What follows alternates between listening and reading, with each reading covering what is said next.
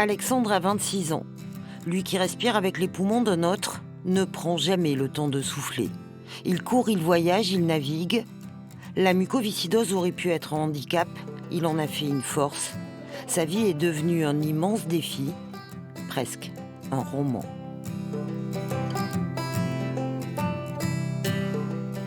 Je crois que la prise de conscience, elle se fait d'année en année, en fait.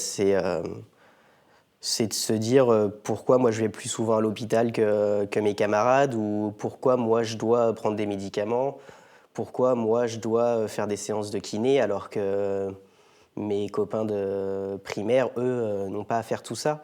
Vomir tous les matins quand j'étais en terminale au lycée, c'était mon quotidien, mais même mes plus proches amis et ma copine de l'époque ne le savaient pas lorsque j'arrivais au lycée.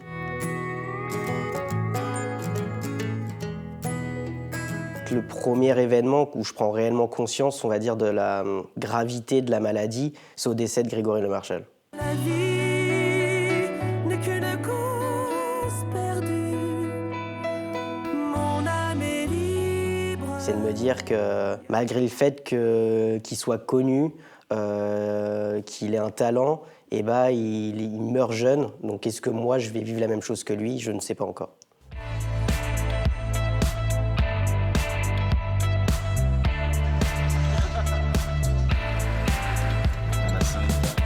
Ça part d'une volonté commune avec un ami, Com, c'est de se dire on a envie de découvrir l'Europe.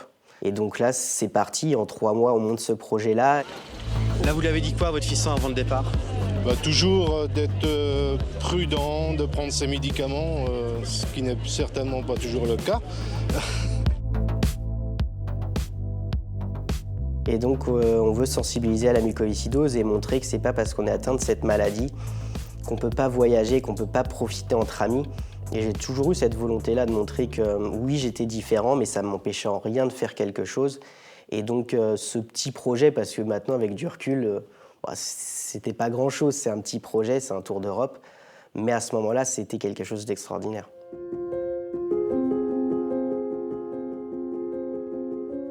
Je me suis jamais vu mourir, en fait. Les 2 premiers rejets, on se dit que ça peut être normal. Les médecins nous disent que c'est quelque chose qui peut arriver, que c'est le temps que le corps il accepte ce greffon. Mais quand ça arrive 3, 4, 5, 6 fois pendant un an et demi après ma greffe, et donc là, au bout du 6e, je me posais la question de savoir est-ce que réellement je vais réussir à vivre avec ces poumons-là? Est-ce que je vais devoir repasser par une nouvelle greffe? Et du jour un peu au lendemain, ce corps-là, il accepte ses poumons et ça fait 3 ans et demi que je vis normalement, j'ai envie de dire. Et je pense que c'est ça qui va me faire tenir jusqu'au bout.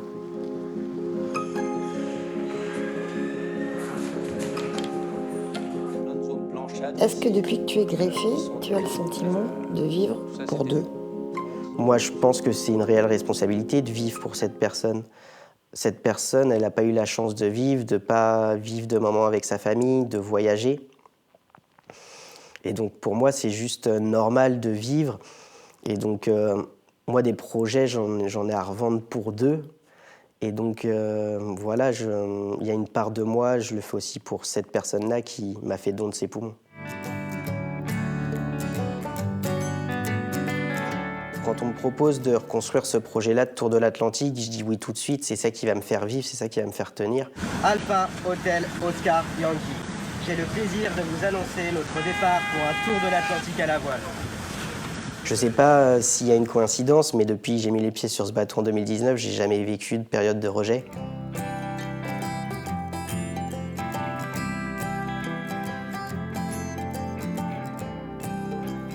Sur ce Tour de l'Atlantique, les feux n'étaient pas ouverts pour les médecins. Mais je leur ai dit, je suis pas inconscient. Ils avaient un peu cette vision-là de me dire, ce Tour de l'Atlantique, en fait, c'est mon dernier grand projet après la greffe. Et voilà, si je meurs, c'est pas grave, j'aurais vécu. Ça n'a jamais été les messages que je souhaite véhiculer. Hein. Et je dis jamais à une personne de faire des projets pour mettre sa vie en danger. Voilà, nickel. Tout est possible, mais faut pas que ça devienne une obsession. Faut que le plaisir il soit là, il le sait et il en prend. même si ça a été dur le marathon à la fin, parce qu'on était dans de la souffrance.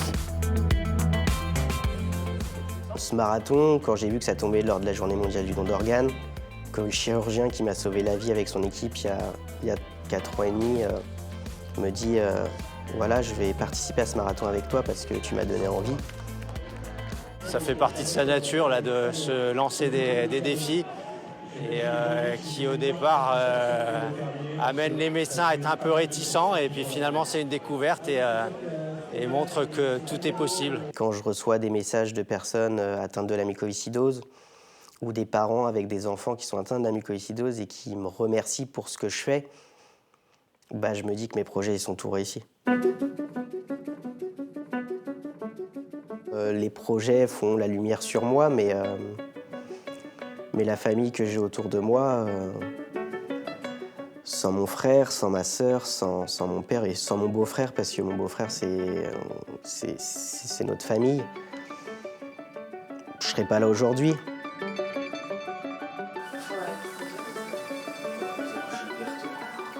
J'aimerais bien qu'il se pose un peu, mais après, je pense que c'est en lui. Enfin, voilà, les projets, ça l'anime, et s'il n'y a pas de projet, peut-être que quand il y aura un projet autre, voilà, plutôt familial, peut-être qu'il là, ça le calmera un petit peu, mais pour l'instant, non, je pense que c'est ça qui l'anime aujourd'hui. Ouais.